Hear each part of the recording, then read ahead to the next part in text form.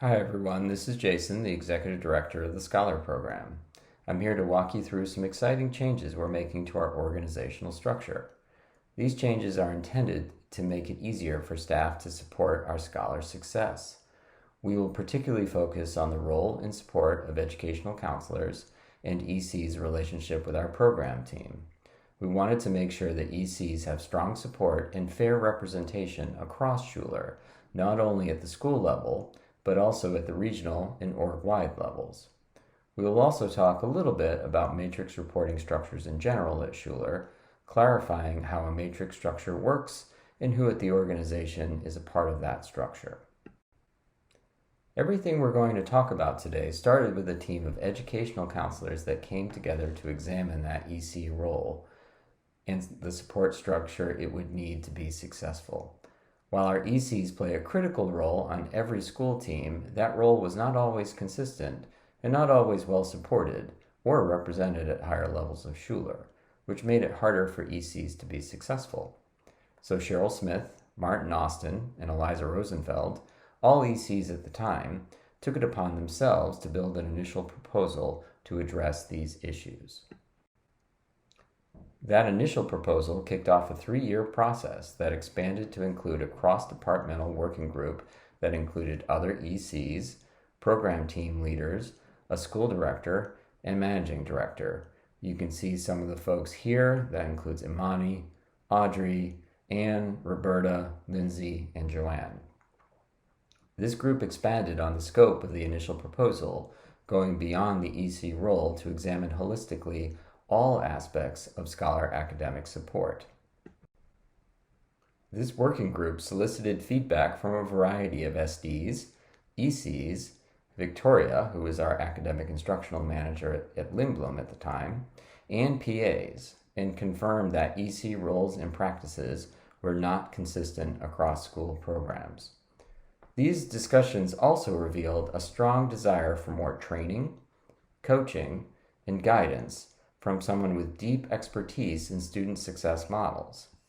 Finally, the group also recognized that there was a lot of overlap between aspects of our programming and that we would benefit from better defined roles and a clearer reporting structure. Based on this feedback and these findings, the working group came up with 3 key solutions. The first thing was to revise the educational counselor position, clarifying the role and the responsibilities. Second, we are creating a new department at Schuler dedicated to scholar success. Knowing that scholar success depends on a number of factors and the work of many specialists at Schuler, we wanted to bring those specialists together under a single department. This new department will be led by a director of scholar success and also includes a new position, the educational counselor manager, that will help support each Schuler region. Finally, we are adjusting the matrix reporting structure to ensure that team members can receive support from both a day-to-day manager, typically a school director, and content expertise support from a department specialist, such as an assistant director of college counseling. These are important changes, so we'll now spend some time diving into detail on the new Scholar Success Department. And after that, we'll take a closer look at the matrix structure.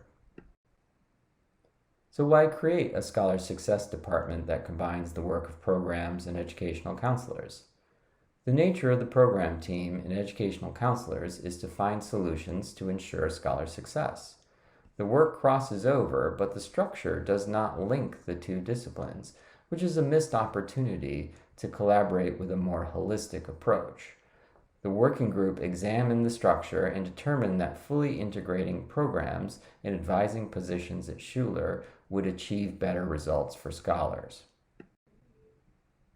So let's dive into the structure of the new department.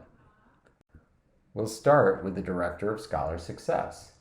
This position was created in response to the vision of building a more cohesive connection across advising, academic, and enrichment programs and data performance in order to better serve scholars. This role is a managing director position and brings an academic-focused voice to the leadership team. The Director of Scholar Success will collaborate regularly with the other scholar-facing managing directors in the organization and report to me as the executive director. The process for creating the role included internal assessment of needs and researching similar roles in college institutions and school districts. There will be a link to the Director of Scholar Success job description in this deck for anyone interested in learning more. Working with the Director of Scholar Success will be our program managers, Anne and Roberta, and their team of program associates. Program managers are specifically responsible for developing and implementing our academic enrichment and subject content programming. They are key members of our operations team and work closely with a variety of roles. Along with the program team, the Scholar Success Department will also be responsible for scholar advising strategies. In order to successfully support ECs in their advising, we developed a new role, the EC Manager. There will be 3 EC managers, one for each of our school regions.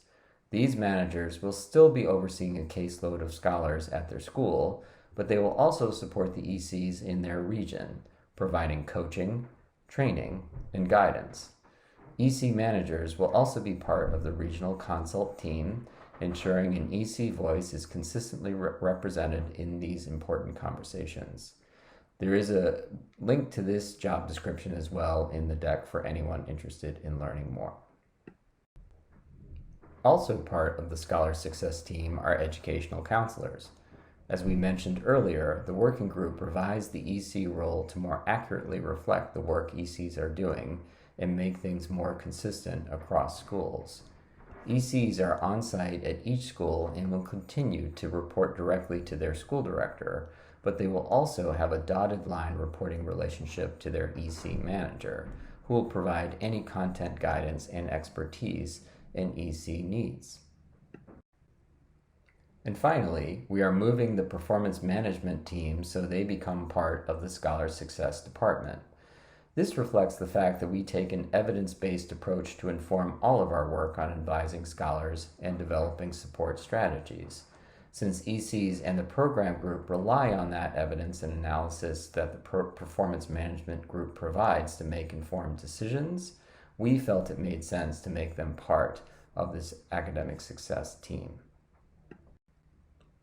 With the Scholar Success Department in place, we also wanted to talk a little bit about matrix reporting and how it works at Schuler.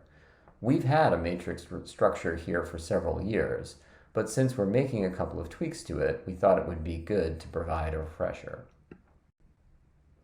So what is a matrix structure? Basically, it's when a member of staff reports to more than one person. Having to report to 2 people sounds complicated, so why would we do it that way? Typically, it makes sense when 2 managers can provide better support to that staff member than 1 manager can. That generally occurs when people are expected to be an expert on a team collaborating on a project that requires different areas of expertise. A simple example is the cell phone that's in your pocket. There are many people with different skill sets who made that phone. The software engineer who designed the operating system is an expert at something very different from the hardware engineer who designed the physical components, for example. Because they have different skills, software engineers and hardware engineers need different managers for any guidance on technical issues. However, since they are collaborating on a specific phone project, they also need to share a single manager whose responsibility is to get that phone successfully launched. Instead of knowing a lot about software or hardware or marketing, that person is coordinating all of the experts around a single goal, the phone. At Schuler, it's a similar challenge. Many experts work with a scholar. College counselors, educational counselors, and scholar coaches, to name a few. And each is focusing on something different, but they are all working together to support a single scholar. For staff to be successful, they need guidance from the site manager, typically a school director, to ensure coordination between roles and consistency in how we support scholars. However, they also need support from their subject matter expert, be that a program manager, an EC manager, or an assistant director of college counseling.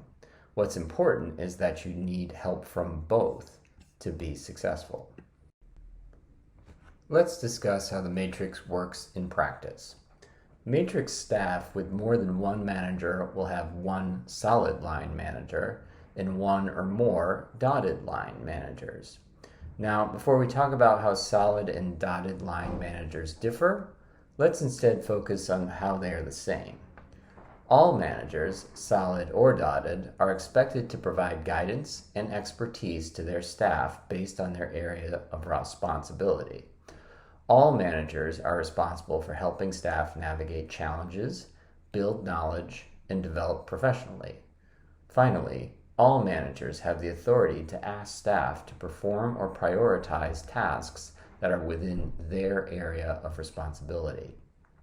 As such, it is not the case that a particular manager, the solid line manager, for example, is the decider or the person with more authority.